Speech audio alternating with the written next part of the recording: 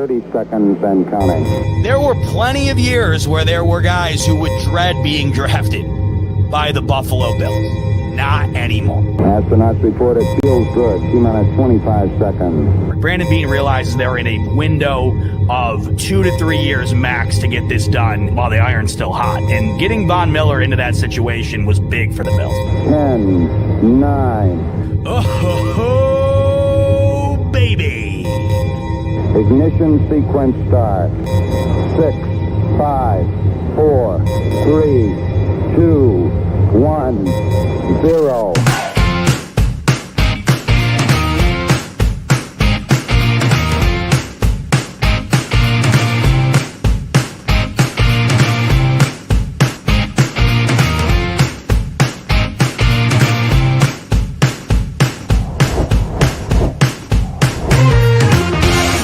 Great interview, guys. Oh, ho, ho, baby! What is up, Buffalo Fanatics? Z-Bot here with you, live on the Buffalo Fanatics YouTube channel on a playoff victory Monday night. And that, of course, can only mean one thing. It is the Smoke Break, powered by BetUS. Good to have you in, folks. Survive and advance. That's all that matters this time of year. And the Buffalo Bills not only survived, not only advanced, but did so in dominant fashion in Orchard Park on Sunday afternoon. 31-7, your final in Buffalo, as the Bills roll over rookie Bo Nix, head coach Sean Payton, and the Denver Broncos to advance to the divisional round for what could be one of the best matchups in recent memory. 6:30 p.m. next Sunday evening, the Buffalo Bills host Lamar Jackson and the Baltimore Ravens for a chance, in all likelihood, to go and attend the Arrowhead Invitational and take on the Kansas City Chiefs in the AFC Championship for a right to go to Super Bowl 59. So much to talk about here on the Smoke Break this evening. Once again, so great to have you in off of yet another dominant wild card victory for these Buffalo Bills. This has become routine for us as Bills fans, watching Josh Allen, Sean McDermott and company roll over whoever happens to come their way in the first round of the playoffs. Yesterday afternoon, it happened to be the Denver Broncos.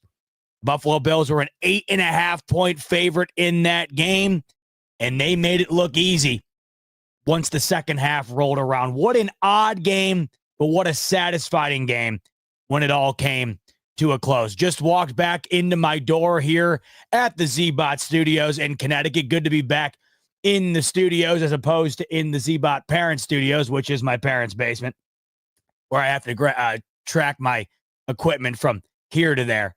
We're back here, and we're back ready to talk Bills ball. Just got back from attending the game, was there yesterday. Just got back to Connecticut, driving back from Rochester. What a beautiful game to be at. Crowd was pumped. Kyle Williams had that place jumping from the beginning.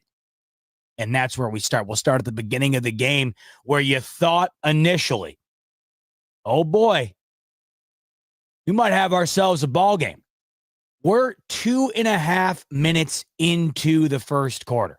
Now, Rico and I had debated this at length this past Friday, where we had talked about the idea of either the Bills getting the ball first in that game and what advantages might come from that, or the Broncos getting the ball first in that game and what advantages might come from that. And I was under the impression that this might be one of the rare times where I would like to see the Bills get the ball first, because I had felt that if you were able to take that first possession, go down the field, cash it in for points, you already have a ton of pressure on a rookie Bo Nix going into Buffalo in a playoff game. I mean, he's already got the odds stacked against him.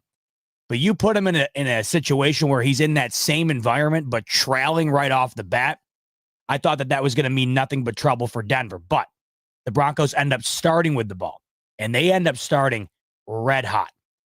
What was it, 4 plays into the game, 5 plays into the game? I'm barely at my seat yet. Hell, I'm not even at my seat yet. I'm still standing up towards the top looking out. And Bo Nix launches one. Damn near 50 yards on a dime drop in the bucket all the way in the end zone to Troy Franklin.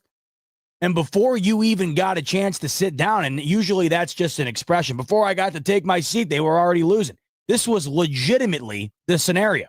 Before I even sat in my seat, these Buffalo Bills in the playoffs, a game in which they're an 8.5-point favorite in, are trailing by a touchdown to a rookie quarterback. And you got to be thinking to yourself, with the ease in which they scored, how wide open Franklin was on that play, the beautiful throw that Bo Nix has. And you got to think about it. Yes, he was wide open. Most competent NFL quarterbacks are making that throw. But we're talking about a rookie here. We're talking about a rookie here on a team that has some of the highest dead cap in NFL history, right?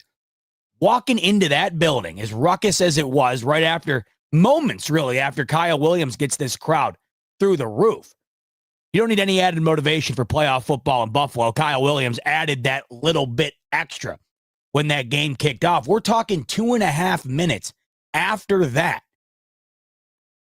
2.5 minutes. They're in the end zone. And I frankly could not believe it.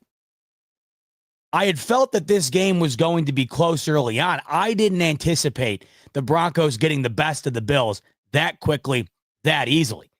And that's exactly what they did. So if you're watching, of course, you're 2.5 minutes in, you're immediately thinking to yourself, well, if this rookie quarterback can come in 2.5 minutes into the game on his first drive on the 4th or 5th play, drop one in the bucket and score an opening touchdown on a team that he's damn near double-digit dogs to, we're going to be in for a shootout potentially. We're going to be in for a ball game. We might get more than we bargained for. The Buffalo Bills would go on a 31-0 run after that initial drive by the Denver Broncos, by that initial touchdown by the Denver Broncos, after the initial 2.5 minutes of the football game. The Denver Broncos would not score another point. And to be 100% honest with you, they really wouldn't get that close to scoring another point other than the field goal right before half that doinked off the upright and fell back onto the field of the Ralph. It was utter domination on both ends. It didn't quite feel like it through the first 30 minutes of football. The Bills were able to move the ball with relative ease. They weren't cashing in for touchdowns other than, of course, the initial touchdown by James Cook, but only 10 points at half. And if that field goal doesn't doink off the upright and fall back out onto the field, we're talking about a tie ball game going into half. And when you think back on this game, it's honestly kind of crazy that that was the scenario. The Bills were losing in the beginning of this game. The Bills were damn near tied with these guys at halftime, only up by 3. But what have we talked about with these Buffalo Bills all year long? Second half dominance. I don't think there's been a better team in the league in the second half than Josh Allen and the Buffalo Bills. I believe I heard a stat earlier. When it comes to the spreads and the totals of the game, the odds and whatnot, you can take the odds on the full game, in which yesterday the Bills were an 8.5-point favorite, but you can do other separate bets as well. And you can bet on the first half of the game or the second half of the game. Josh Allen and the Buffalo Bills are 15-2 against the spread in the second half in 2024. It's just a good indicator to represent how dominant this team has been coming out of the half. Now, one of the concerns, the other angle to that is it hasn't been as electric, of course, in the first half. And we've seen that put them in tough spots this year. Not many, but some. And ultimately, those are the games that they lost. We saw the slow start against the Rams, and they just could not overcome the amount of points the Rams were scoring based on how they started off the game. We saw the slow start against the Houston Texans, and ultimately when they started to come back, they ran out of time at the end. And then Baltimore, who we'll talk about in a little bit here, of course, that game in totality just never got back on track. Never really was on track to begin with. But what they were able to do coming out at halftime was impeccable. And really, when you look back on this game, it never felt as though going into half, the game was as close as it was, at least to me. Being in the stadium, the energy was high, the vibes were there. I personally was never worried. Even though the Bills had to settle for a field goal on their first drive, even though they were only up by 3 going into half, the vibe of that game, it never really emphasized to me a need for concern. They just felt like the better team immediately after that first drive. Initial tip of the cap, of course, to the defense. And let's start there. What a bounce back. Think about the mental aspect of this, right? You start the game, it's do or die. And all of a sudden you're trailing. And now you might be thinking, oh, are we in for a letdown here? We're big favorites. We're playing a rookie here. Are we going to be the reason we cost our team? We let them score that easily? Folks, this defense would not allow those Broncos to do damn near anything the rest of the game. And I mean anything. I thought this game essentially kind of went how I thought, but way more dominant on the Bills' end and way less production by Denver. I had this game being close early and then the Bills pulling away late. That's what happened. But I didn't think that would result in the Denver Broncos only scoring 7 points. I had this game at around 28-17. The fact that they scored on their initial drive and never sniffed it again is impeccable. And when you're looking at Bo Nix's numbers in particular, you had, 50 yards come on that one touchdown throw alone? He would finish with 144 yards in only 13 completions. 13-22 for 144 yards. I had also thought, if I'm a Broncos fan, going into this game, we know that the Bills, if there's one thing that you can do on this defense, or at least should want to do on this defense, is run the football. And there's a variety of reasons for that. One, I think based on the way that this defense has played this year, you're more likely to succeed in the run game than you are in the pass game. Two, you have a rookie quarterback. Take as much off the shoulders of him as possible. Alleviate the pressure of him. Try and get the run game going by doing so. And then above anything else, keep 17 on the sideline. The more effective you are in running the football, the less likely Josh Allen's going to be out there dominating the football game. The crazy thing here is they couldn't pass. They couldn't run. You're looking at Bo Nix's stat line. Say you didn't know the score. You're looking at Bo Nix's stat line, 144 yards. You would assume, all right, well, they had to have had at least a decent day running the football. 79 yards on the ground. And Bo Nix was the leading rusher. And if you watched all the way till the end, the majority of those, a good amount of those rush yards, I guess you could say majority because they only had 79 rush yards. A good amount of those rush yards came in garbage time where the Bills were kind of just backing up, knowing the game was over, and Bo Nix took advantage of the wide open middle of the field and ran the ball down the field, getting down towards enemy, getting in the Bills' territory. What do you think Bo Nix ran for on that final drive there, or one of the second to last drive there? I don't know, 30, 40 yards? In reality, outside of garbage time, I mean, did this team have more than 30 legitimate rush yards? Your leading rusher in terms of a running back, Javonte Williams, only got 7 carries for 29 total yards. If it wasn't for Bo Nix's legs, and he had it going a little bit early on, but it mostly came when this game was kind of in hand, the rushing yards from Bo Nix. He had 29 yards from Javonte Williams, and you had a combined 7 yards from the rest of the team not named Bo Nix. Couldn't run it, couldn't throw it.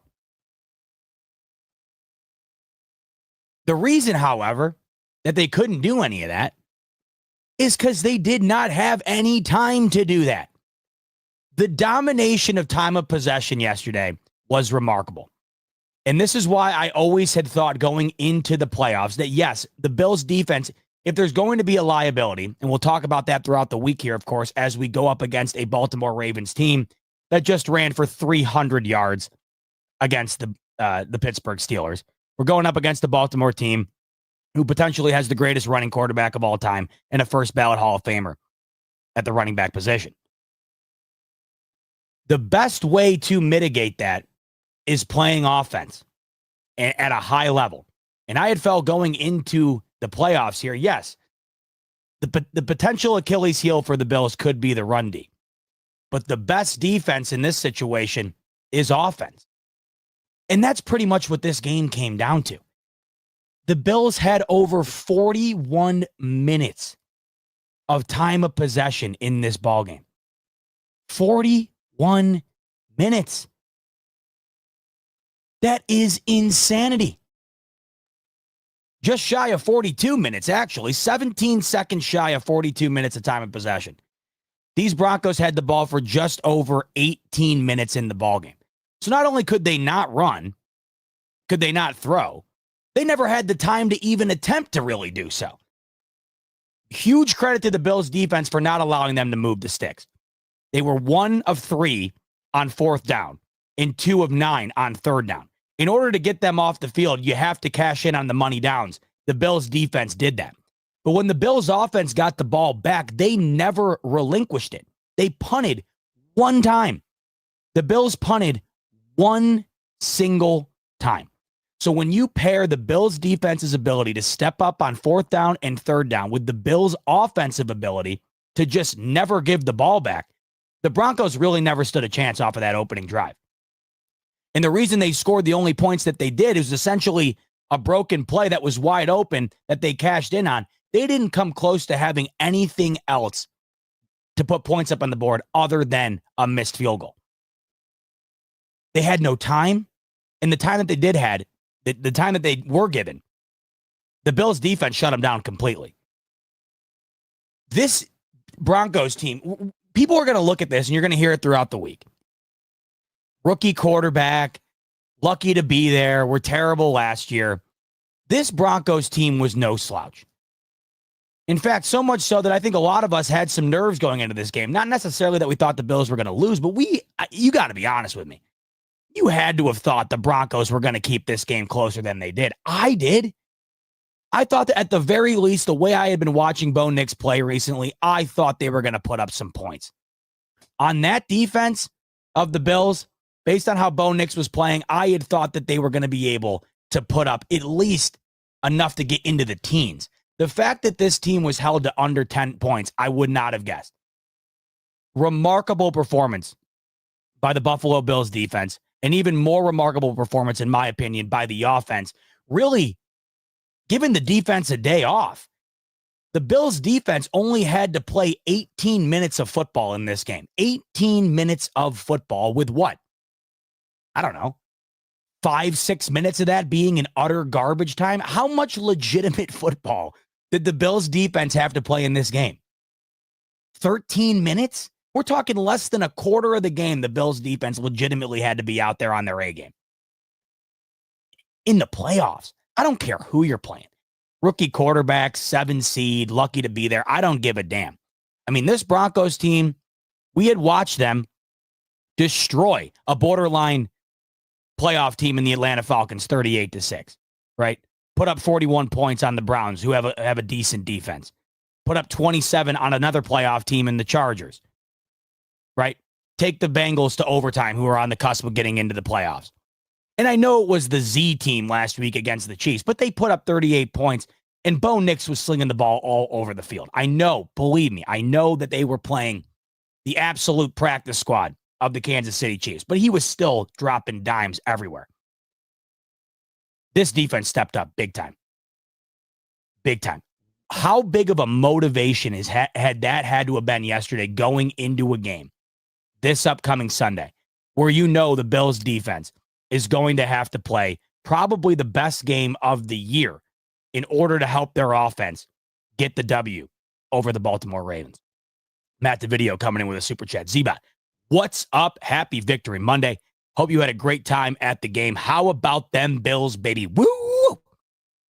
Cannot wait to see what happens next Sunday. Go Bills. You and I both. Matt, appreciate the super chat. Hope you enjoyed the game. I had an absolute ball. It was me, my dad, My dad's buddy Mike got to meet up with my brother and sister-in-law, got to meet up with a couple of college friends. We had an absolute blast. How could you not have? The environment was great. It was a little colder than I thought it was going to be. The wind was whipping a little bit. It was cold, but nothing alleviates that cold, right? Nothing warms the soul more than the Buffalo Bills going out and doing what they did yesterday. And like I said, even in the first half where it just didn't feel like it was going to end the way that it did, I did not ever have any nerves. And I think a lot of that had to do with, one, the Bills' ability to dominate the line of scrimmage on offense, the way they were running the football. And two, the way the defense was playing. It just never gave a vibe after that first drive that the Denver Broncos offensively were going to be able to find a way to go and take advantage of really anything, go and take a lead, try to control the football game.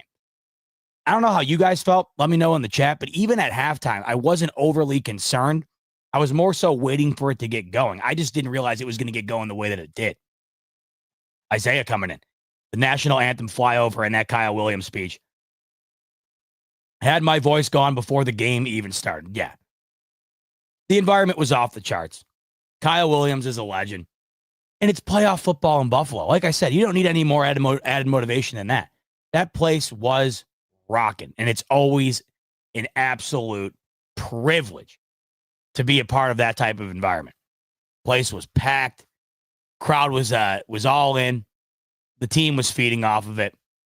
What a day for the Bills yesterday. Just a dominant W.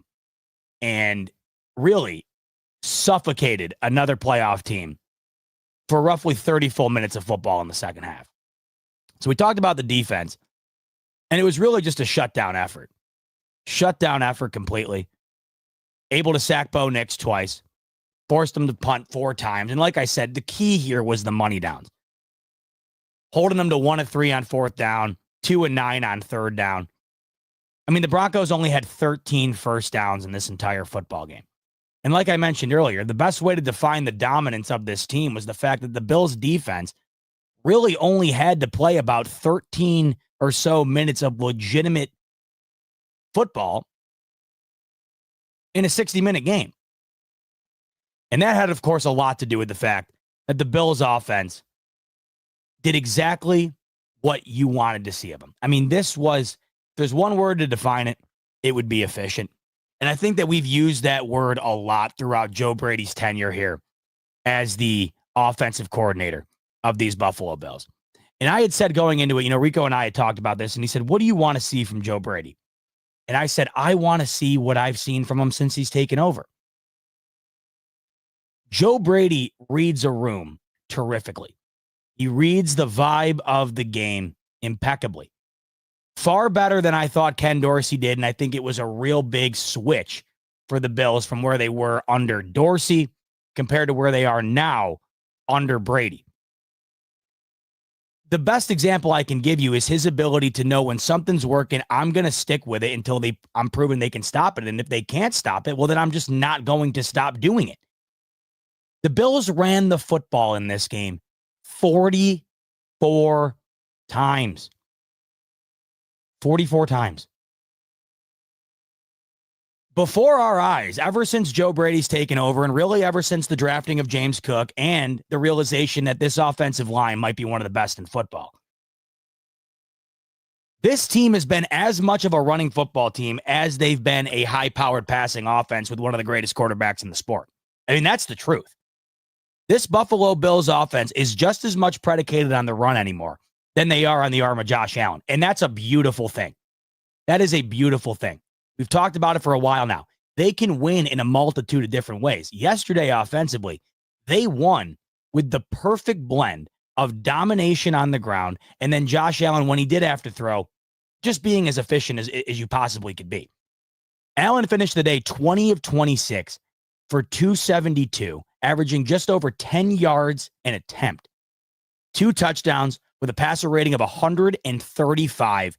And, of course, the key here, no turnovers, which they continuously do week in and week out.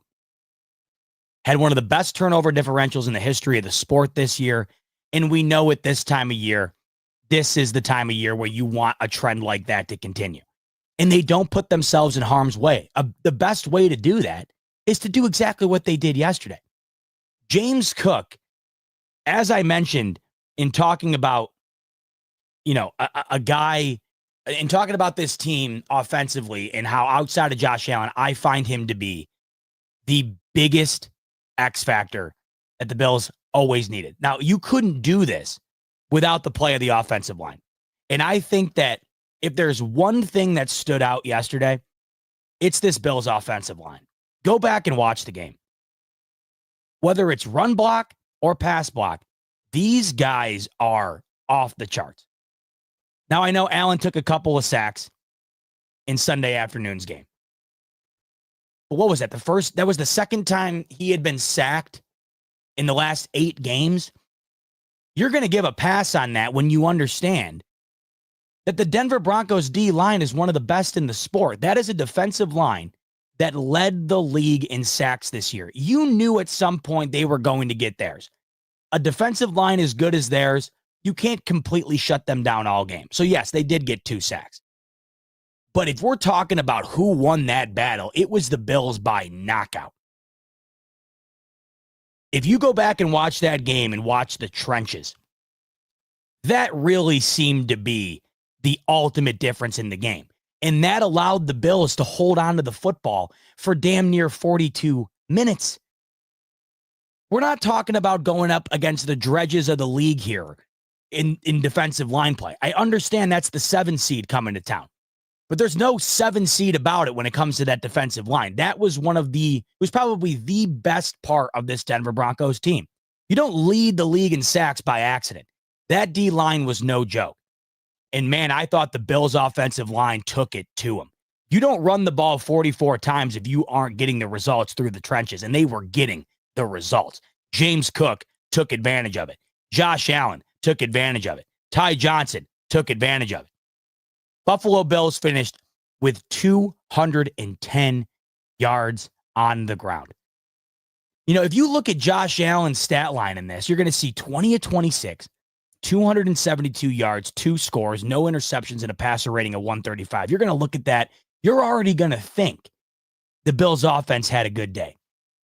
All you would have to see is Josh Allen's pass line to think, all right, this Bills offense probably had a pretty solid outing. That's not even factoring in that they ran it for 5 yards a clip on 44 carries. The Bills ran over 70 plays. 70 plays. The formula in which they won yesterday, they're not going to be able to do it exactly the same way next week because the Baltimore Ravens are a far superior football team to the Denver Broncos. But the formula yesterday, if they can somehow replicate it, it's not going to equate to the exact result. But if they can somehow replicate what they did yesterday, I don't know if you're losing to anybody. Just like how I had mentioned earlier, I had thought the strategy might be from Sean Payton, run the football, keep Allen off the field. They weren't able to execute that. The Bills can execute that. And that in turn can mean next week, if they're doing what they did yesterday, that's less Derrick Henry on the field. That's less Lamar Jackson on the field. That's more likely a Bills W. And what we saw from the Pittsburgh Steelers against the Baltimore Ravens is kind of like what we saw from Denver against the Bills. There was no ability to move the football for the Pittsburgh Steelers. They had 2 first downs going into the half against Baltimore on Saturday afternoon. 2 first downs. So no wonder it was 21-0 at half. In fact, I thought that game should have been far more of a blowout than it was. The score does not indicate 28-14. It was an utter blowout. It felt like it should have been way worse. They couldn't move the ball. The Ravens had the ball the whole game. They win going away. The Bills can move the football. And Baltimore's defense has been playing a lot better than they were in the beginning of the year. But you could make an argument that Denver's defense is just as good, if not better, especially in the up front. So the whole point here is if the Bills were able to dominate the line of scrimmage the way that they were against Denver, if they were able to run the ball the way that they were against Denver, I don't see why they wouldn't be able to do that against Baltimore. Because I don't think Baltimore's defense is much superior to that of the Denver Broncos, especially in the trenches where the Bills were able to dictate the football game.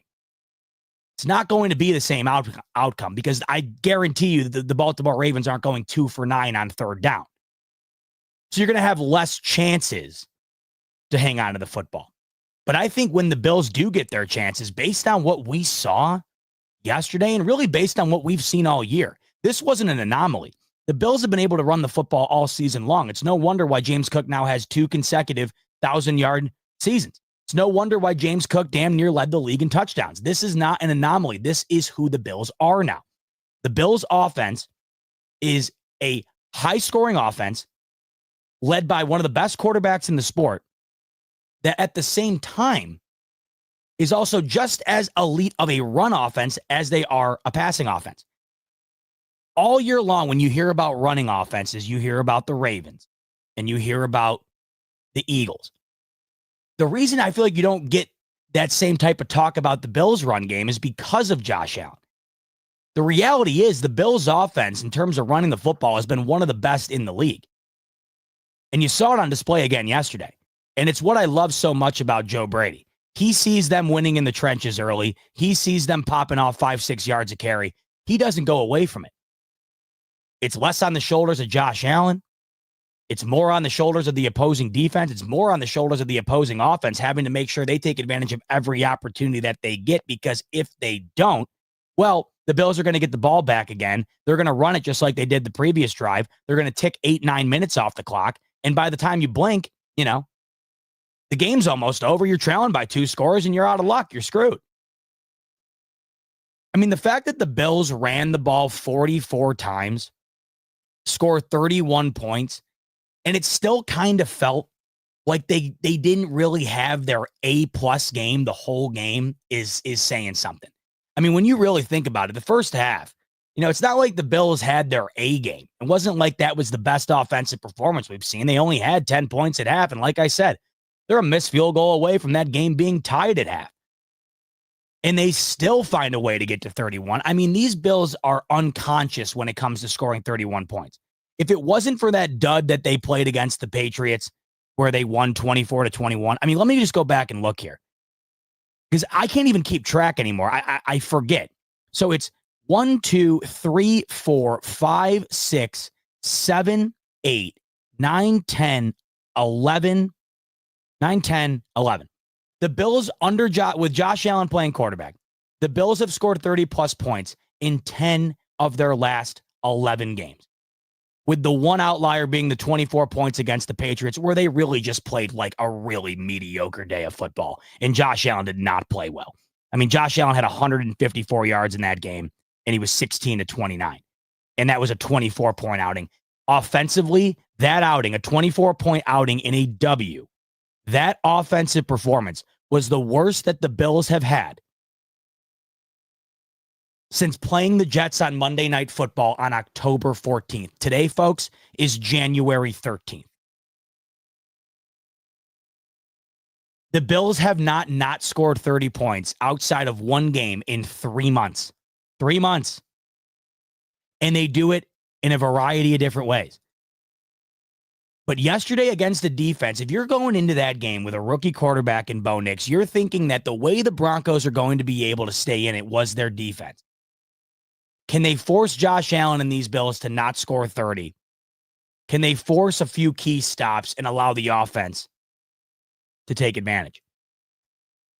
This Bills defense, or this Bills offense, embarrassed, in my opinion, this Broncos D. They completely out-physicaled them. They completely rolled him in the trenches. They did whatever they wanted on him. And that also resulted in a couple of amazing down the field plays. And that's the beauty of this Bills offense. Not only can you run the football the way that they do, but then they can also still give you those splash plays that you've come to know and love from Josh Allen. And he had multiple yesterday. He had multiple. That 4th down touchdown to Ty Johnson, I mean, we're talking all-time stuff there. We're talking all-time stuff. There might be 3 quarterbacks, and they're all playing right now. There might be 3 quarterbacks in the history of the game that can make that play. Lamar, Allen, and Mahomes. It's 4th and 1. Not a thing is open. Nothing is open. Allen buys about 5 full seconds in the pocket. Not only is nothing open, but there's no lane to run either. And he puts that only where Ty Johnson can catch it. Somehow, I have no idea how Ty Johnson does catch it. I have no idea how he kept his 1 foot in. I mean, he kept his foot in by a legitimate centimeter. But that play right there is just a perfect example of this Bills' offensive ability to do pretty much anything they want. Anything. It's 4th and 1. You have the complete field covered. He can't run it. He's got nobody open. And yet it still results in what? A 25-yard touchdown? You can only throw your hands up in the air and say, I don't know what to do. What am I supposed to do here? And then when you try to defend the run, right? Getting run out all game, when you try to stop it, well, that's when you hit Curtis Samuel for a 55-yard touchdown. That's when you hit Dalton Kincaid down the left side for a 35-yard bomb. They can do it all. I mean, the fact that Josh Allen was 20 of 26 yesterday for 272 and it still felt like he didn't really have to do a whole lot is remarkable. And the moments that he did have were tremendous. I mean, like I said, that Kincaid play, that Samuel play, the Ty Johnson play, which I think was the play of the afternoon out of all the games. And mind you, this is what is insane to me. I will never get over this with this offense. I just can't believe it. And this is honestly the perfect example of what this offense has become in terms of being able to run the football and being able to score points. But in a way that's just so unique and so conducive to winning football games. They score 31 points.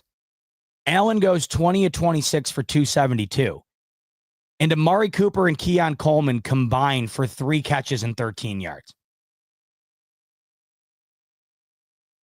You got your early second-round wide receiver and one of the recent greats at the position in Amari Cooper combining for 3 catches and 13 yards. And Allen still finishes just south of 300 yards with 2 touchdowns, 135 rating, and 31 points on the board.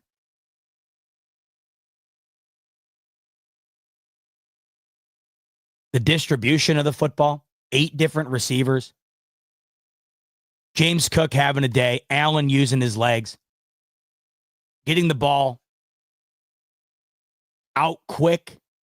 Allowing that offensive line to kind of dictate the game. I mean, that is winning football yesterday to a T. And I think it is precisely what they have to do this upcoming week. Now, you're probably saying, well, of course it is, Bot. They had 41 minutes of time of possession. They scored 31 points. They won by 24. Of course it's what they have to do. That's not what I mean. What I mean is they have to approach the game, in my opinion, with a very similar game plan. James Cook heavy, Allen's legs heavy, not turning the football over by pretty much running very foolproof type passing offense. I mean, really, whenever Allen took a shot, it seemed really wide open or it was single coverage. Allen never forced the football once, never put it in harm's way. The key to me is being able to dictate the trenches. I think the Bills might be able to do that again. And if they can, I mean, and it's funny that what I'm saying right now that I think the Bills need to do is exactly what I'd be saying if I was a Baltimore Ravens fan that I think they need to do. If I'm Baltimore, I'd want to do the exact same thing I just did against Pittsburgh, and that's dominate time of possession and run the damn football. They both pretty much had very similar game plans that wound up resulting in very similar results. Damn near 30 points for Baltimore, double-digit victory, massive domination in time of possession, roll the opposing team. The only difference in that one is Baltimore had their domination on full display in the first half, not so much in the second half. The Bills had their domination on full display in the second half, not so much the first half. I mean, to give you a perfect example of just how closely aligned those two games were by both of these teams just flipped. The Bills scored 10 points in the first half of their game, 21 points in the second half. They scored 21-0 in the second half. In the Ravens game, well, what do you know? They scored 21 points in the first half, and the Steelers scored 0 points in the first half. The Ravens scored 7 in the second half. The Steelers scored 14. It was very similar by both teams. And both of these teams are going to want to do the same thing. I'd argue both of them are going to be capable of doing the same thing. It's all going to come down to one, who makes the least amount of mistakes, whether that be penalties, whether that not be converting on 4th and 3rd down, right? And really, I think it might also come down to who the hell has the ball last. Because I think both of these teams know exactly how they want to play. I think you just saw how they want to play. I think both of them are going to be capable of executing it. It's going to come down to the very minute things. There's a reason why, as we go over and take a look right now, if you haven't looked already, right now on BetUS, this game is a pick'em. If you don't know what a pick'em means, so as you know, I typically give you the line. So for instance, the Bills were an 8.5 point favorite against the Broncos. Pick'em means there's no favorite. It's a coin toss type game, as they like to say. There is no favorite in this game. This game is considered to be so evenly matched. It's considered to be so tight that they're currently on BetUS is not a favorite to win the game. They both have equal odds to win it. That's what this game's viewed as. And I think it's dead on. I think both these teams have been playing their best football here down the stretch last couple of months. I think both these teams are exceptionally good at running the ball. Both these teams have an MVP quarterback. Both these teams are very well coached. Both these teams are having incredible culture. I mean, they're very similar in nature in just about every single way. And that's why when you look at the line on BetUS, it's no secret as to why this game is currently a pick'em. And I wouldn't be shocked if that's why it comes down to the final possession, because that's what I think that this type of game is going to be like. And of course, we're going to talk about that a ton throughout the week, a ton. Hopefully going to have a Baltimore creator or two on this week too to get their perspective on things. Because in reality, folks, this is, the Super Bowl and everything. Obviously, it's, you can make an argument. This is the game of the year. That's the game of the year. In terms of matchups, in terms of quarterback duels, it does not get better than what we have slated for us at 6:30 p.m. Eastern on Sunday afternoon in the AFC Divisional round. I'm interested to see if this line moves. The Bills opened up as a 1.5 point favorite. It's now down to a pick'em. Interested to see if it moves. Keep an eye on it throughout the week. If you want to get in on it before it does move, the promo code's YouTube150. That'll get you a 150% sign-up bonus up to $2,000 on your first deposit. 125% bonus on your next two after that. Really a masterclass yesterday. When you walked away from it feeling so good. And I had said I could not believe the easiness of the football game in terms of how it felt. Like, I'm walking out of there with my dad, and I just kept saying, man, I can't get over how easy that felt. Even though it wasn't necessarily easy for the first 30 minutes of the game, it just felt easy. Everything felt easy. Things were coming easy for the defense. It was coming easy for the run game. It was coming easy for the pass game. It was coming easy for James Cook. It was coming easy for Josh Allen. It was coming easy for Khalil Shakir. Dalton Kincaid, big day. But I can't get over the fact that this team is able to do what they're doing, and it's not in the way that you would ever have expected. Like, back when you're talking, when you're talking with Stephon Diggs and you're talking with Cole Beasley, back in the initial Josh Allen days, or the initial rise of Josh Allen, you're thinking about electric bomb down the field type plays. You're thinking of the big bomb to John Brown, the big bomb to Gabe Davis. You have Keon Coleman and Amari Cooper combined for 3 catches and 13 yards. You distribute the ball to 8 different guys. You run the ball damn near 20 times more than you throw it, yet you still almost throw for 300 yards. You run for over 200 yards. You damn near combine for 500 total yards of offense. You score 31 points, and this is on a exceptional defense. Once again, this isn't like you're playing the biggest sieve of all time on the defensive side of the football. And that's why it's impressive. You can argue all you want about how whatever, they beat the Broncos. They're the 7th seed. They have a rookie quarterback. That's fine. That's got nothing to do with the defensive side of things. It's got nothing to do with it. That, to me, was where it was going to be, possibly made a game. And then it was really going to depend that from there. if Bo Nix was going to be able to do anything from it. But it wound up being nothing. Bo Nix couldn't do anything. The defense couldn't do anything. The whole team could not do anything. I mean, I had figured Sean Payton was going to have this team at least doing something. Something.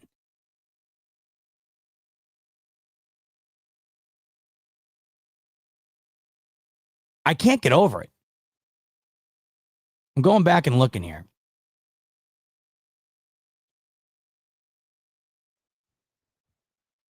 I got to squint here. Here we go. Yeah. I mean, my God. Yeah, I thought it would. This was the number 3 scoring defense in football in 2024. The number 3 scoring defense.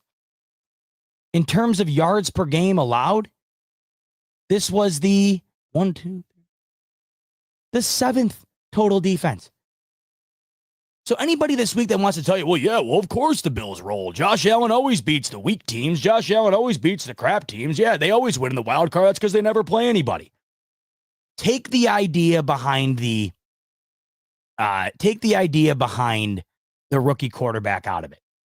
And if I were to just tell you, like if we're not focusing on offense at all, and I were to just tell you that in the playoffs, the Bills are going up against the number 3 scoring defense and the number 7 overall defense in the league, would you not think, hey, could be a tough outing? They would put up 500 yards of offense, 41 minutes of time of possession, and 31 points. That is impressive. I don't give a damn who you're playing. It's got nothing to do with a rookie quarterback out there or the fact that this team was the 7th seed. That is a damn good defense. They were allowing roughly 18 points a game. Bills hung 31 on them. They were allowing roughly 317 yards a game. The Bills damn near put up 500 on them.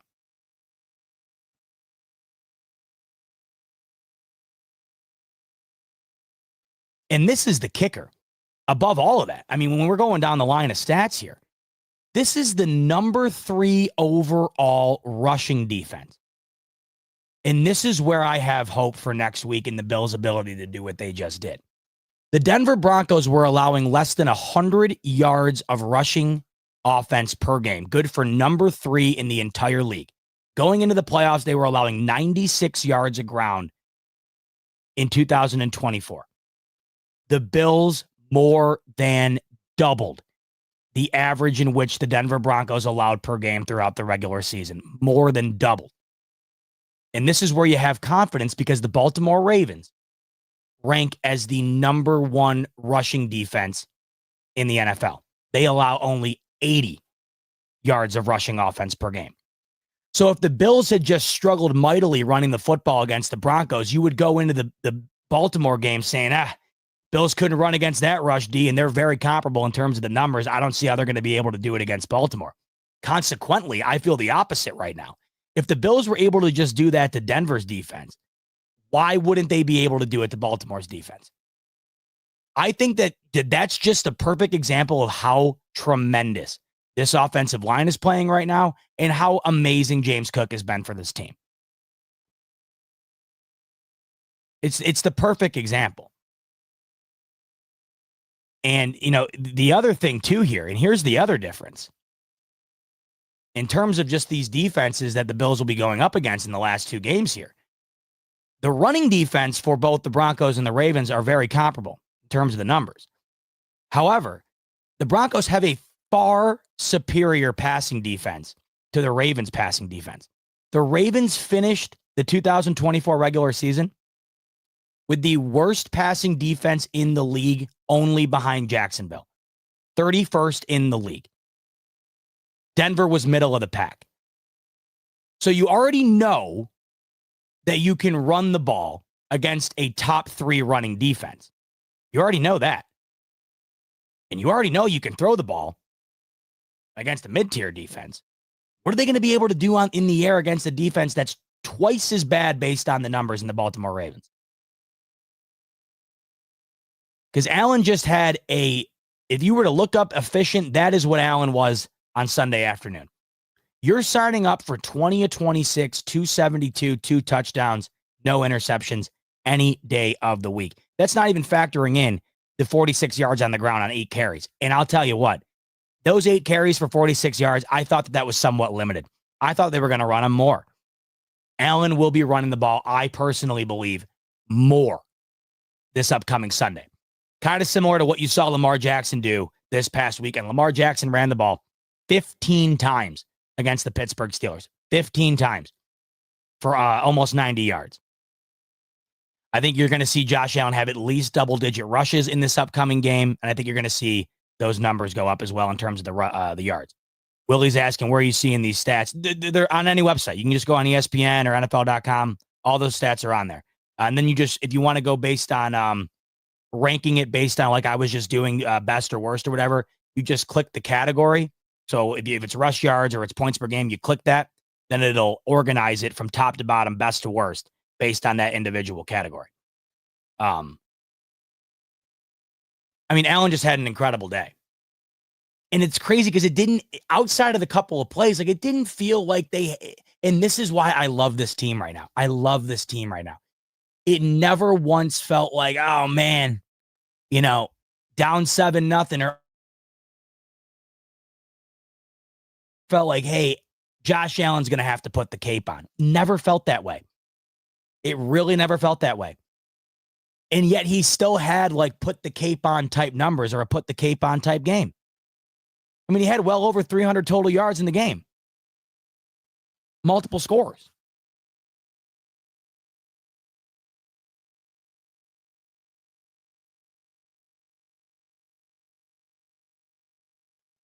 So much to love about this team right now. And the fact that the defense was able to step up yesterday, too, is an added bonus. The way I've looked at this postseason, since we've, obviously known that the division was clinched and we were going into it, the way I've looked at it, it's all going to come down to what the offense has. And I think yesterday was the perfect example of knowing that the Bills' offense is about as elite as it gets. And in order for the defense to have a good day, I think the offense has to have one of their best days in terms of how they're going to defend the teams they're going to have to defend, like the Baltimore Ravens, in order to win a Super Bowl. And I think yesterday it was just the absolute perfect, I don't want to say practice round, it's still the playoffs, but it was the perfect trial run for what you're going to have to do moving forward here. They executed it to perfection.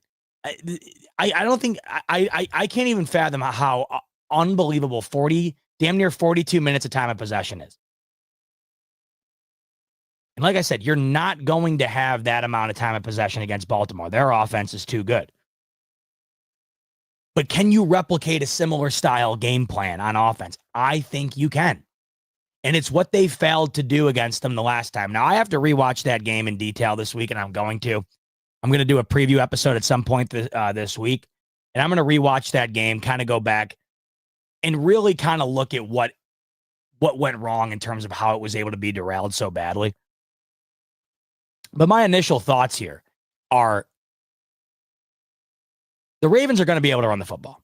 They're going to. No one's stopping them. I don't care if it's the Bills or it's the 85 Bears. No one is stopping this rushing tandem of Lamar and Derrick Henry. That's a given. But you could say right now, I don't know if anybody's going to be able to stop what the Bills kind of have going on right now offensively either. No one has. As I mentioned to you earlier, out of their last 11 games, they've scored 30 plus in 10 of them. No one stopped it. I don't expect Baltimore to either. That's why I think both of these teams are going to be able to move the football. The question, though, however, is will that result in a high-scoring game? And I think that might be where there could be a common misconception. I don't know if it's going to be high-scoring because I think both of these teams are going to value long possessions.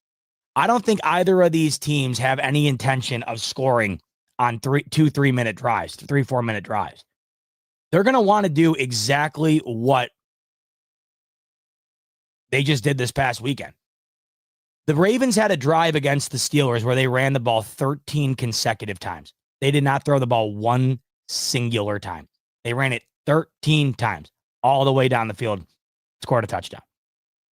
That's exactly what they're going to want to do.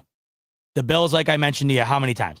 44 rushes, damn near 20 more than they threw it. 42 minutes of time of possession. That's exactly what they're going to want to do.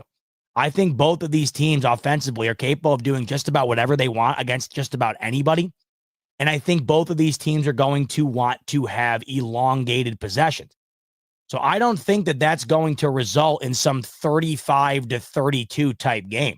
I could very likely see this game, despite the fact that both of these offenses are about as good as it gets in the league. I could very likely see this game being 24-21, just because I think there's a style in which both of these offenses are going to want to play. To me, it's all going to come down to the one or two things that one team does more than the other. Oftentimes, this is exactly what it comes down to when the Bills play the Chiefs. Outside of the AFC Championship game, where we know the Bills were not quite ready to compete at the level of Kansas City, the Bills have played with the Chiefs tooth and nail all the way to the end of all of these games. All of them. It's the one or two little things that they did not do that the Chiefs did that ultimately end up resulting in a very narrow margin victory for Kansas City. That is exactly how I feel that this game is going to go. It's all going to depend on who does those one or two little things, the Ravens or the Bills. That's how I see it. But man, are we in for a show.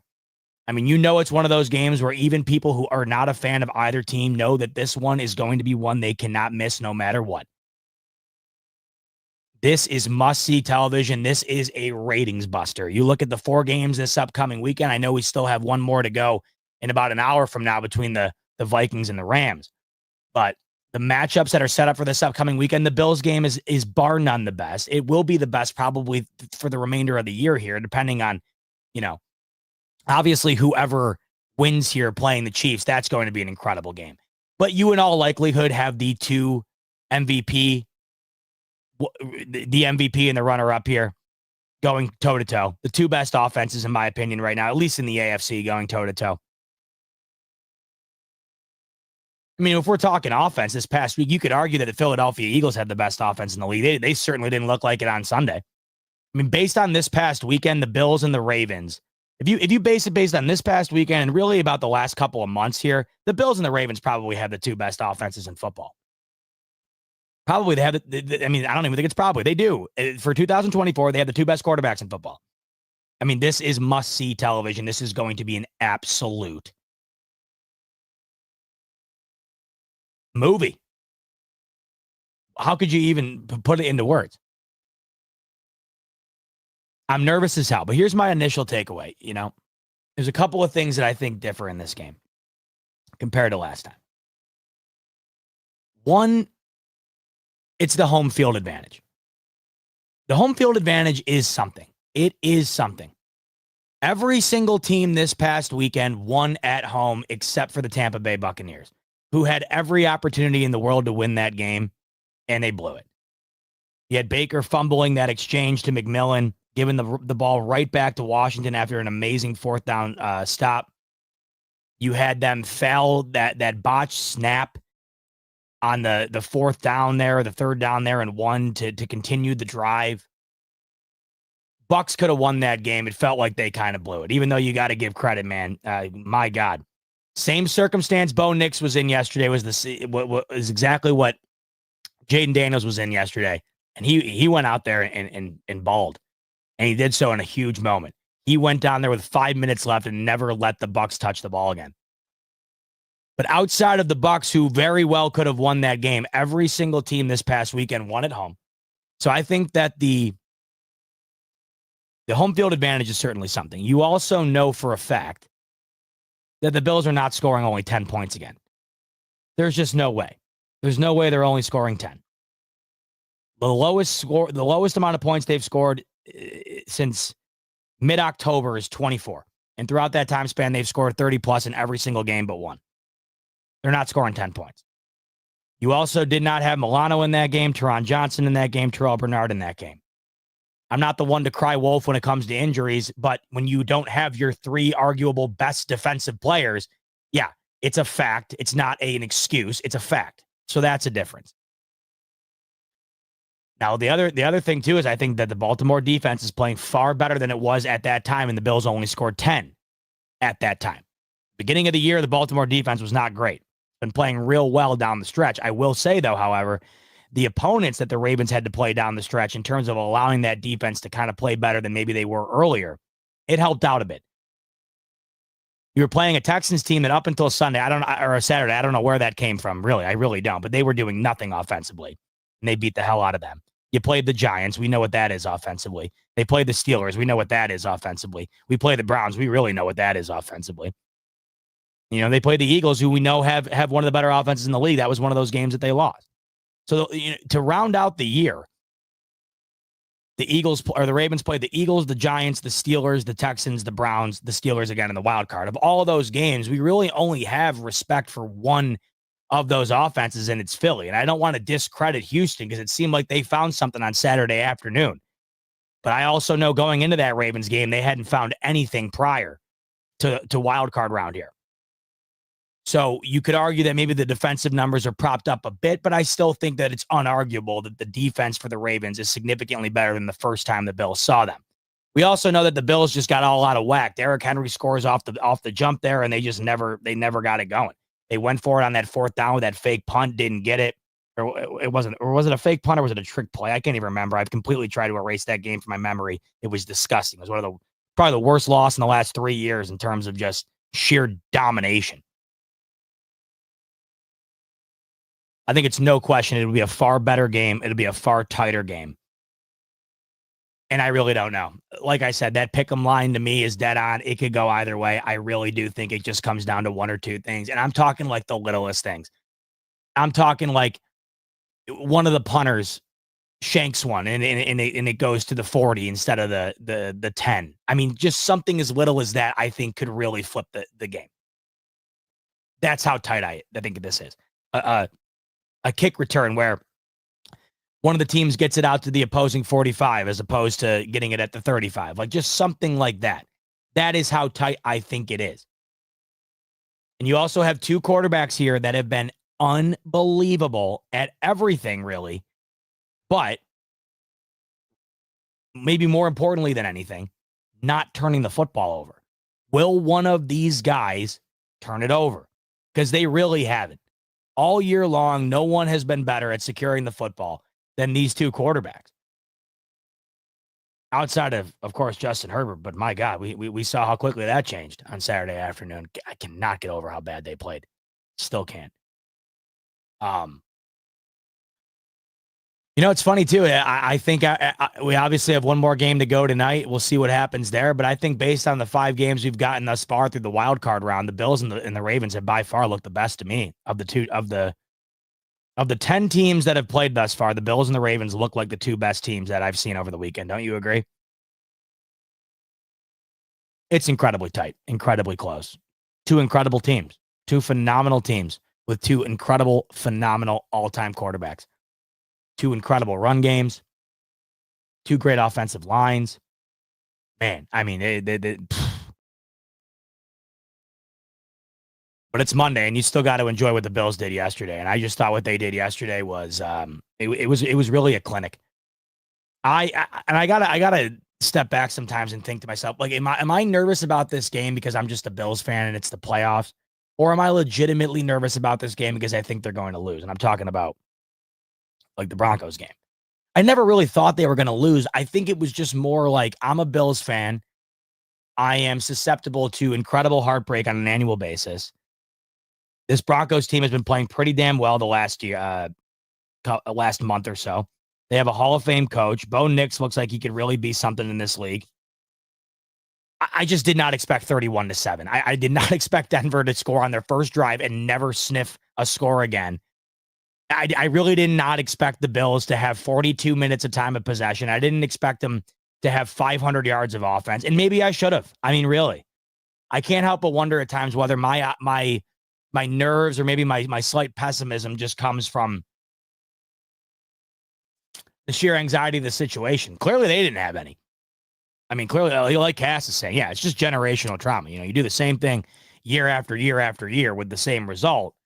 And yeah, you can't help but let it affect your mental state. But I just thought it would be a different type of game yesterday. It did end up going kind of how I thought. It was way more dominant on both sides than I could have imagined. I thought it was going to be close in the beginning. I thought the Bills were going to pull away. That is what it ended up happening. But in the fashion in which it happened, I didn't foresee. I just didn't foresee the Bills defense really completely eliminating anything for this Denver Broncos offense. Oftentimes you can be a little bit overzealous and say when you're describing a game, be, oh, they didn't do anything. They did nothing. The Broncos had 224 total yards of offense. 224 total yards of offense. And when you factor in that they had 145 passing yards and 50 of them came on one play on the first drive, when you factor in that they had 79 rushing yards and probably 30 to 40 of them came in garbage time when the Bills were playing essentially prevent, allowing Bo Nix to have the complete middle of the field wide open to run the football. They did not have anything. They could not do anything. The Bills doubled them up in literally every single category. They quadrupled them up in third down efficiency. They doubled them up in first down. They doubled them up in total yards. Nearly doubled them up in passing yards. Tripled them up in rushing yards. It was a beatdown. That's why the first half was odd, that it didn't end up resulting in more of the second half. I think it was just the Bills, the one thing you look at in this game, the one thing that you might be like, all right, that needs to improve was probably the Bills' red zone efficiency. Settling for field goals in the red zone. You settled for a field goal early on your first drive, and then you settled for a field goal on the first drive of the second half, getting all the way down the field. There's one area where you're looking at and you're like, well, maybe that's why the game didn't feel as dominant until all of a sudden it did. That could be why. I mean, we're used to the Bills cashing those situations in for touchdowns. And I think even one of those, if even one of those go for 6 instead of 3, then instead of it being a 13-7 game in the third quarter, then you have at least a 17-7 game. And it would have felt much more conducive to the type of football we were watching, where a 2-score lead really does feel like more of a grip on the game, as of course to obviously only a 6-point lead. It's incredible that the Broncos were even able to hold on as long as they were until the half there.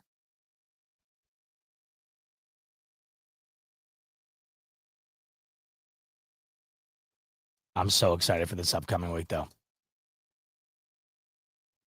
And everybody else is too. I mean, that was one of those games, like as soon as you knew that was going to be the game, there wasn't a doubt in anybody's mind that was not going to be the 6:30 p.m. game Sunday. It was a guarantee. Like that's how good of a game this is. That's how big of a game this is. We're talking divisional round weekend. There's only 4 games on the slate. It's arguably the best weekend of the football season every single year. And you knew wholeheartedly, without fail, that was going to be the Sunday primetime slot, which of course is reserved for the best game of divisional round weekend. It was a no-brainer. It was a guarantee. Didn't even have to consider any other possibilities.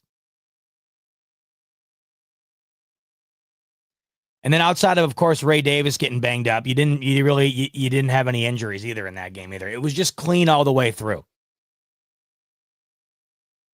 Clean all the way through.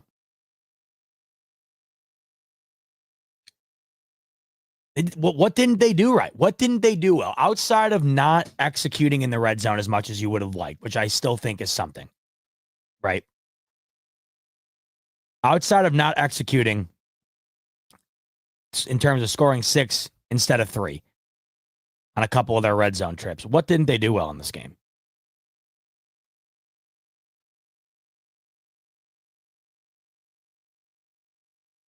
From running it to throwing it, the pass blocking, the defense from top to bottom.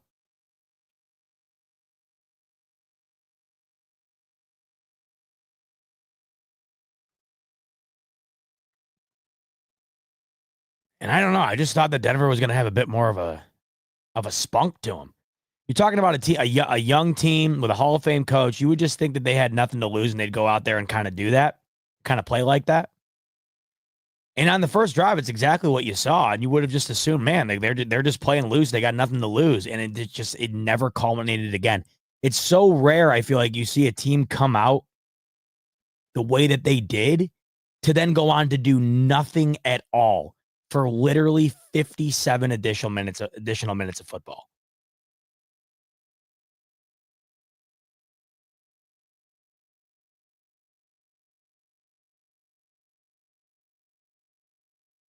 Just looking at something here real quick.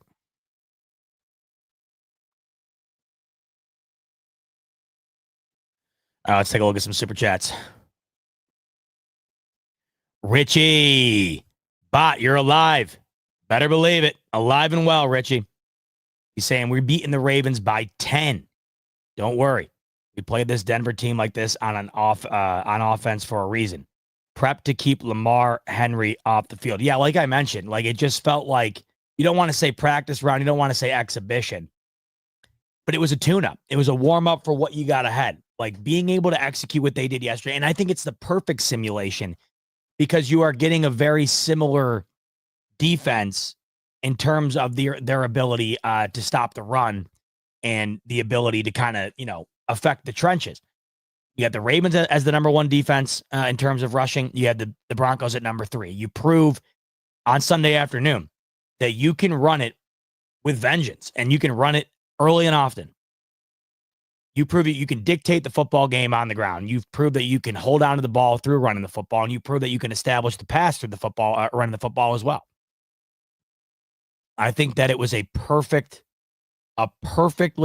executed game in terms of instilling confidence in a variety of different ways going into what is easily the game of the year. Trust the process. He's coming in. Hey, Bot, all I heard today was how Buffalo lost against the Ravens. And Nick Wright making fun of Buffalo. I didn't see that today. I was on the road. I was only listened to some podcasts.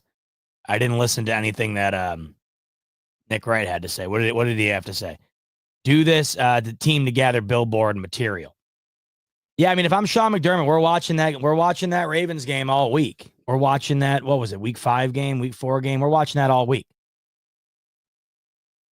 I think both teams are different right now. And like I said, the Bills are not scoring 10 again. This game's at home. It's in Buffalo instead of Baltimore this time. And the Bills have 3 of their biggest playmakers on defense back that they did not have in that game. This game will be different. It does not necessarily mean the Bills will win or lose, but it will be different. That is a fact. I would be legitimately stunned, beyond shocked, if the Ravens were able to win in the same fashion that they were able to beat these Buffalo Bills the first time around. Would you not all be shocked? I don't think anybody would be shocked if the Ravens won. I think there's a very fair argument that the Ravens, in terms of personnel, have the better football team. Nobody would be shocked if the Ravens won. I would be stunned if they were able to pull off what they already did against them once.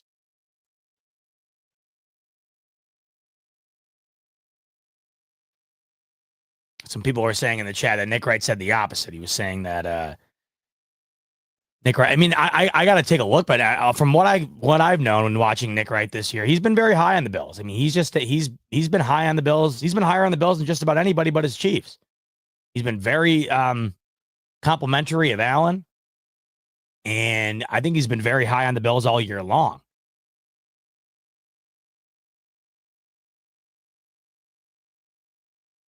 I don't know. I mean, you could sit here all day long and go one way or another on predicting this game.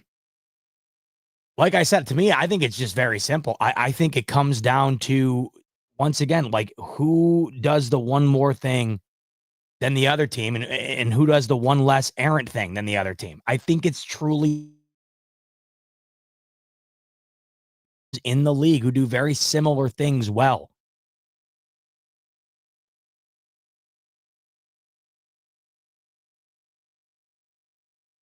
You're not going to stop the Ravens running the football. You're not. But can you hold them to 3 instead of 6? Can you maybe force a fumble? Can you force a 4th down stop? Like, that's what it's going to come down to me. I still think that there's no doubt in my mind. There's no doubt in my mind that Derrick Henry still runs for around 100 plus yards. There's no doubt in my mind that Lamar Jackson's going to get his rushing yards, that he's going to get his open guys. There's no doubt.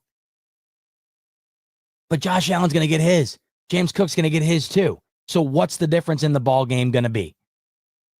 A 4th down, a fumble, an interception, a kick return, something, a flag. I don't know. I mean, really, guys, when you step back and think about this game and these two teams, there isn't a whole lot that separates them.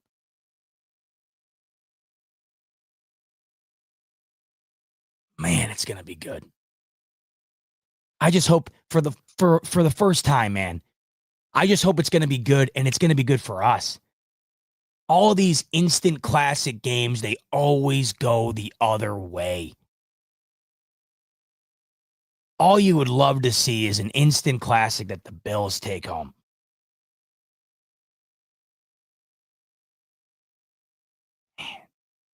This is what it's all about, though, man.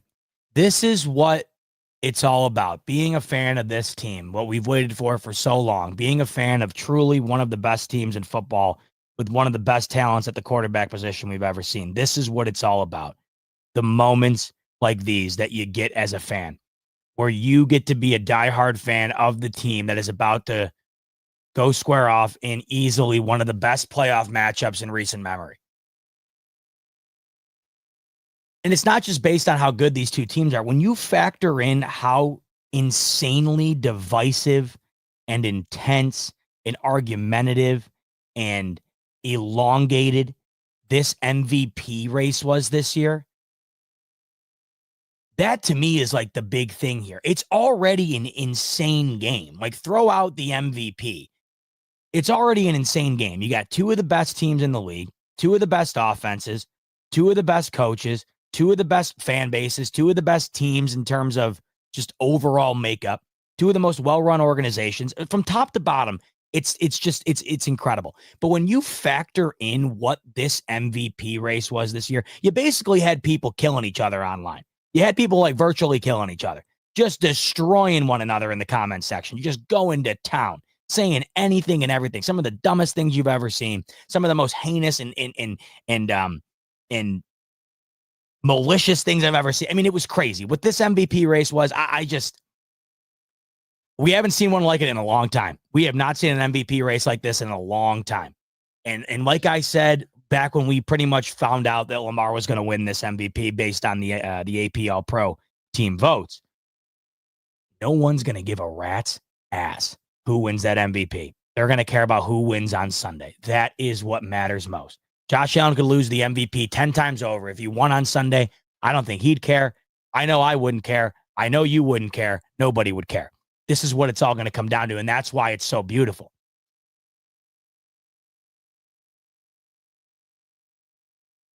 It's killer. It's killer. And once again, the spread reflects it. You very rarely see this. A pick 'em right now on BetUS. You very rarely see this. I mean, to give you an example of next week's games, this just goes to show you, we already have 3 of the 4 divisional round matchups set up for next week. Right now, on BetUS, the Chiefs are a 9-point favorite over the Texans. A 9-point favorite. Essentially the same amount in which the Bills were favored against Denver yesterday and won 31-7. The Chiefs are in that same boat against the Texans. 9-point favorite. The Lions, even more. They're a 9.5-point favorite against the Commanders. You don't typically see a pick 'em. You don't typically see the sports book kind of draw a line in the sand and say, hey, you pick and choose what side you want to be on. Because we don't really know who's the best. Like, we just don't know. You don't see it often. You don't. It's just one more little added cool reason as to why this game is just so incredible, so insane. It's going to be so amazing. By the way, all those lines, like I just mentioned, are up on BetUS. And then whoever the winner of tonight, whoever that should be, that line will be up there later on BetUS as well. You can get in on those games using the promo code YouTube150.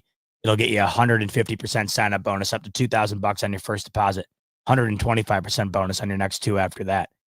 Just rare you see that, man. I mean, you already look at that. You got 2 projected blowouts next week, and then you got the Bills-Ravens. That's projected to be so tight they can't even, no one can even determine who should be the favorite. Man, I also hope these games have sucked, by the way. I mean, and like I told you on Saturday night, if you joined me after I recapped the Steelers-Ravens game and the Chargers-Texans game, I said, I'm hoping for the trend to continue here where the Bills blow out the Broncos, but I hope we get some better games here.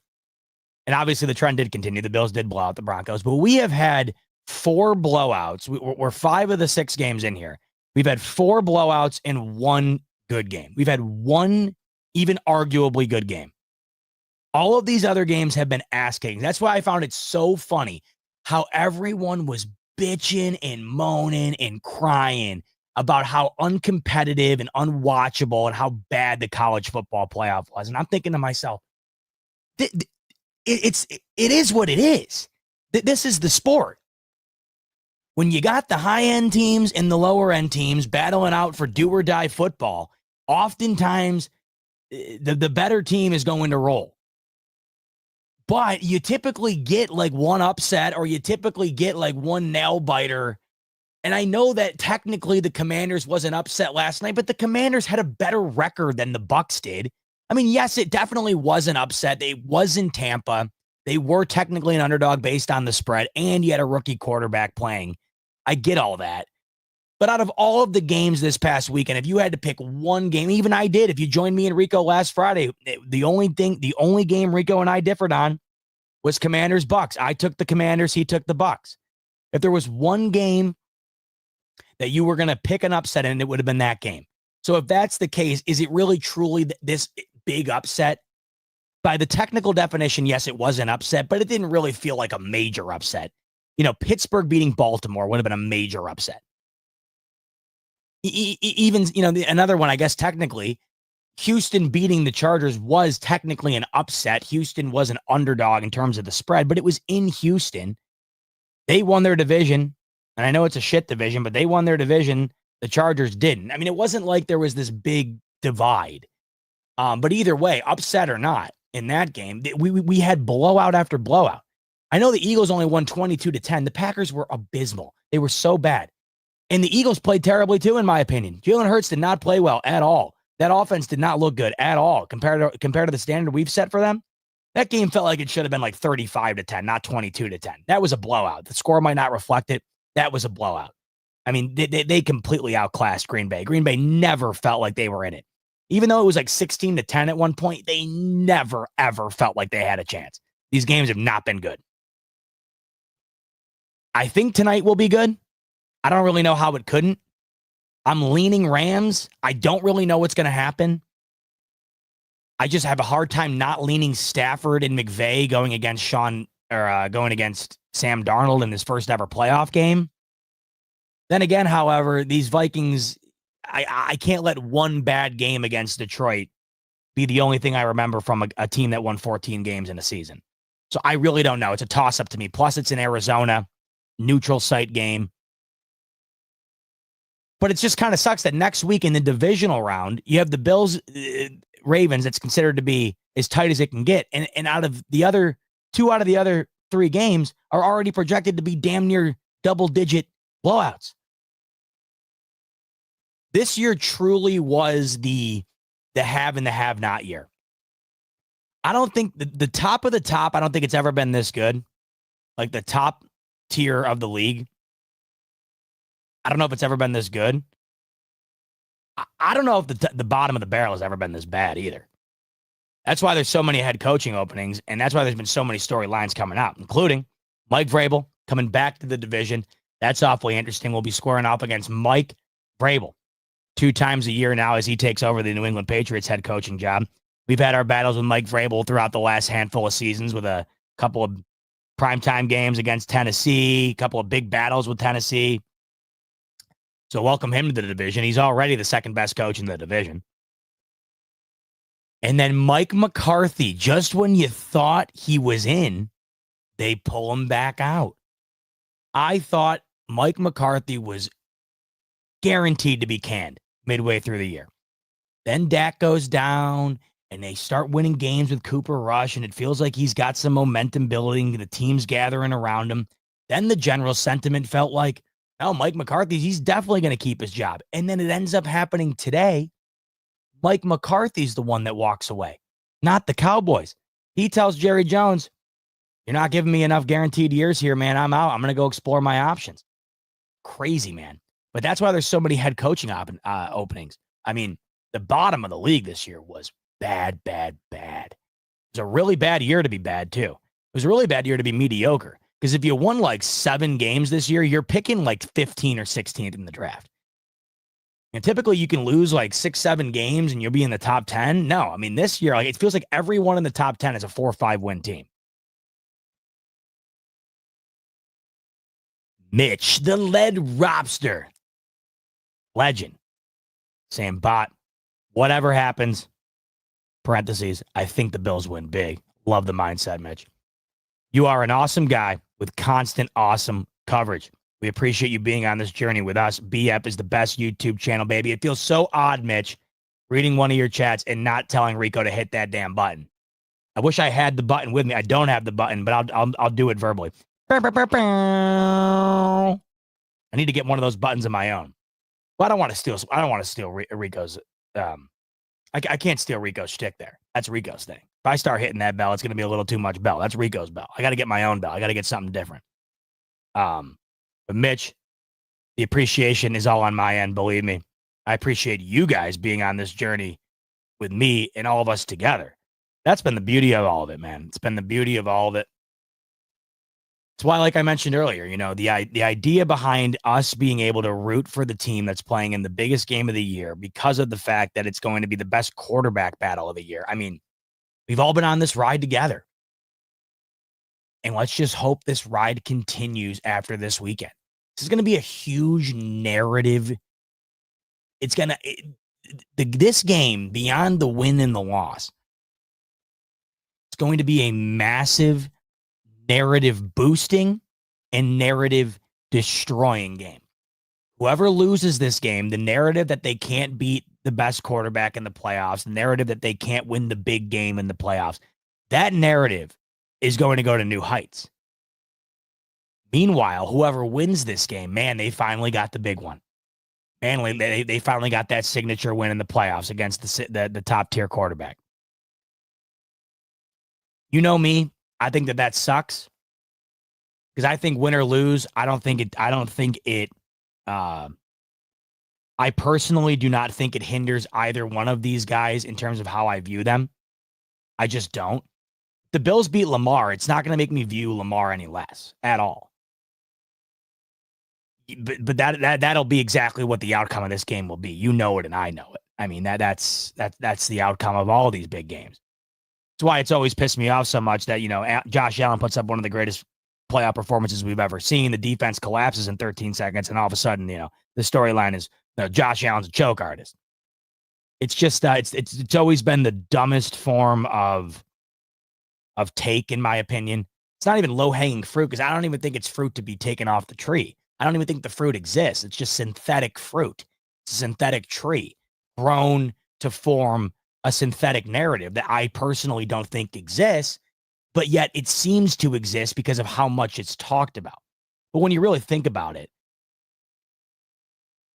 I don't think it's real. That's why I think whoever wins it, how can I shit on a guy either end here? And this, of course, is not this is factoring in the idea that both these quarterbacks play well. Maybe it's totally deserved if one of these quarterbacks goes out there this Sunday, whether it be Allen or Lamar, and they have a Justin Herbert or Jordan Love type performance in the divisional. If one of these quarterbacks goes out there and throws 3 or 4 picks, okay, then yeah, 100% deserving of the narrative that they're going to have set for them the following Monday. I mean, you better believe it, and I'm all in on that. Allen goes out there and throws 4 picks on Sunday. I'm not going to sit here and be like, oh, well, hey, wasn't Allen's fault. I mean, give me a break. I'm talking about both these guys go out there and play MVP caliber ball to the point in which this year, these two guys have played such high quality MVP caliber ball that really no one knew who the hell the MVP was going to be. And as I mentioned earlier, you had people online going for people's throats over it. If they go out there and play like that, then I don't know how you could shit on either one of these guys who ends up losing it. I don't know how you could. But they will. People will. But it's just one more added reason as to why this game is as big as it is. Obviously, the biggest portion of it, of course, is getting the win, moving out of the AFC Championship. Nothing can trump that. But we're talking a legacy-long, lifelong type impact that this game's going to have.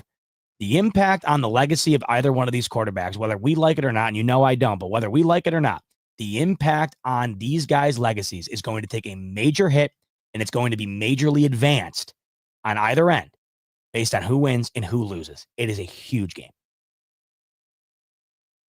And the thing is, too, should the Bills win and then beat Mahomes, Well, Mahomes fans, Chiefs fans can still sit back and say, yeah, well, hey, we beat you 3 other times in the playoffs.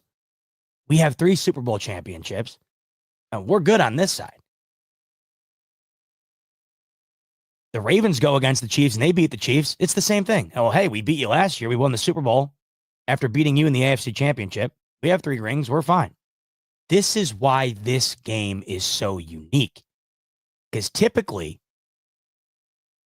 the storyline going into the game is can one of these guys finally be the guy to beat Mahomes? This is what these two guys have been kind of known as, Allen and Lamar. The second tier right behind Mahomes. That's what these two guys have been known as throughout their entire career when they were both drafted in the first round of 2018. This has been their career. 2 of the best quarterbacks we've ever seen who are just not this much better than one of the greatest quarterbacks we've ever seen, maybe the best of all time based on how it might finish in terms of what's in his trophy case. This is what these guys have been known as. The unique situation here now is that those 2 guys are playing each other for the right to then go and play the guy that they're typically having to go against to crush the other narrative that nobody can beat Mahomes. What a script. What a story. What a game. What a week this will be leading up to it. Man.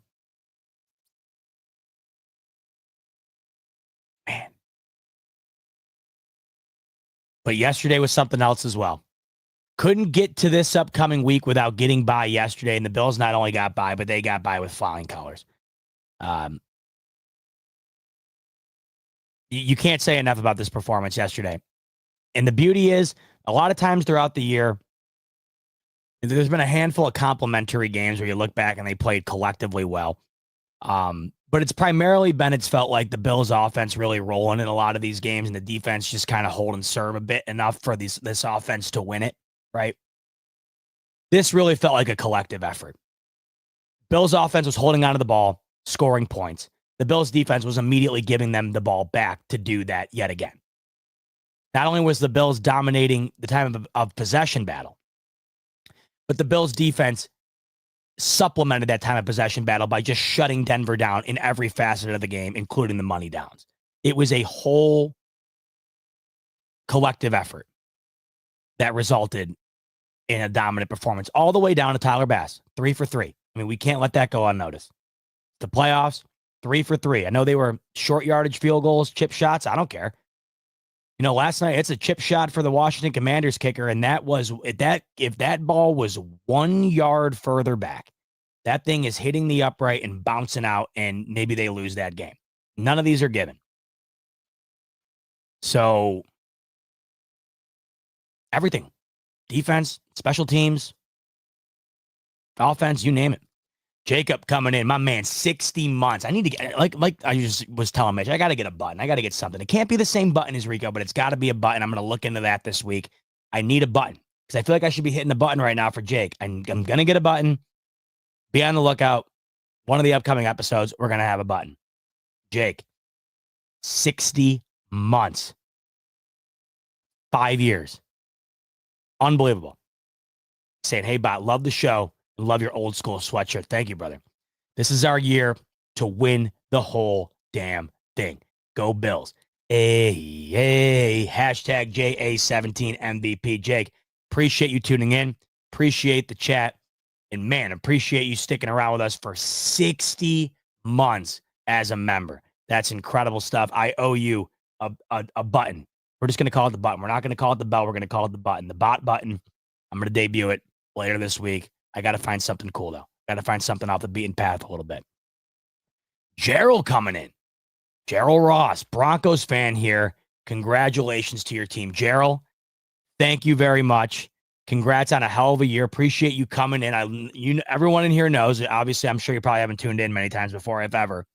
But everybody in here who's a regular of the smoke break knows I love nothing more than a fair, honest, bipartisan fan of another team. I love it. There's not enough of that. So I really appreciate you coming in and giving the flowers.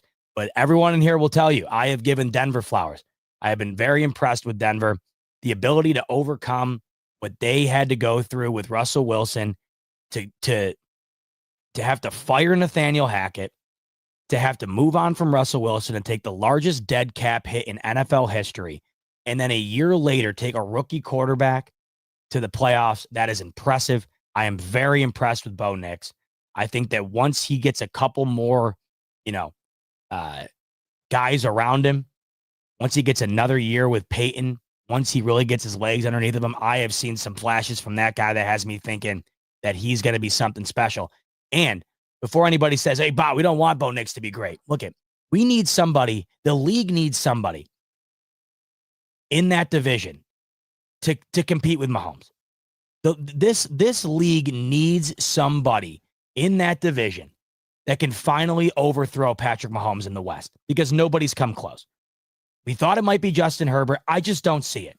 I mean, what we saw from Herbert Saturday was rough. I know it was just one game.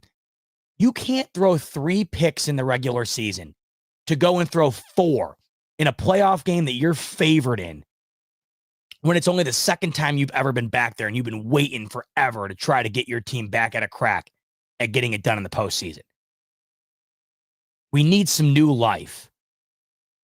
We need some more competition for the Chiefs in the West. And it feels like with Sean Payton, a Hall of Fame head coach, it feels like Bo Nix could potentially be that based on what I've seen. It's going to take some time, but a lot of love and respect to your Broncos, Gerald. I think it was a very unexpected season based on the circumstances, and I think the future is incredibly bright for Denver. There's no question about it.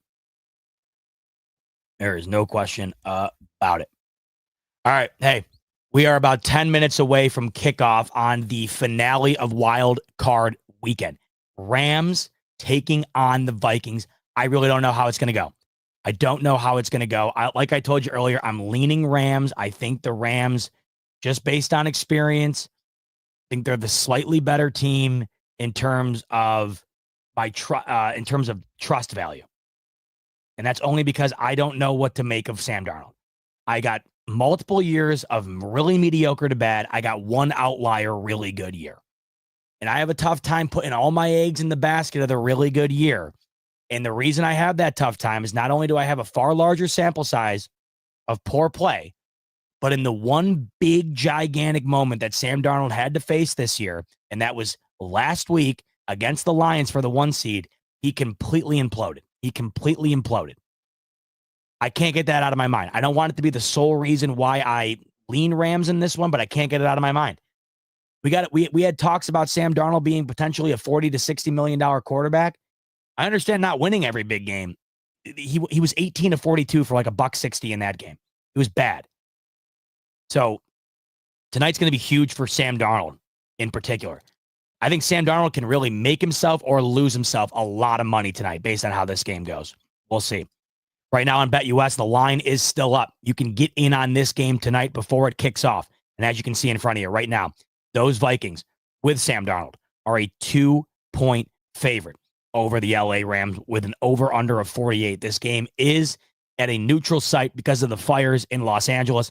It'll be where the Arizona Cardinals play their home games in Glendale, Arizona. So not technically a home game for the Rams, even though it is. But the Vikings, 2-point favorite, kicks off in about 10 minutes or so. You can get in on the action for tonight in all of the divisional round games on BetUS using the promo code YouTube150. That'll get you a 150% sign-up bonus up to $2,000 on your first deposit, 125% bonus on your next 2 after that.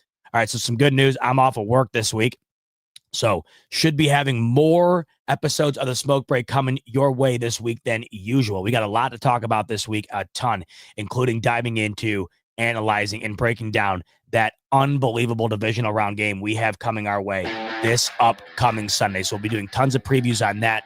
Looking forward to doing it. So on your way out the door, like button if you could, smash that subscribe button. That way you can be notified of all upcoming episodes this week. And then, of course, as I just mentioned to you, on BetUS, you can get in on tonight's game, final game of the wild card, and all divisional round games using the promo code YouTube150. All right, that's going to do it. Much love to you guys. Hope you enjoyed the wild card W as much as I did. Appreciate you so much for tuning in tonight with me on a Victory Monday to celebrate that dominant 31-7 W that propels the Bills into the divisional round. We'll have much more coming your way this week. Looking forward to seeing you then. But until then, enjoy the final game of the wild card round. We'll talk soon. Much love. And go Bills.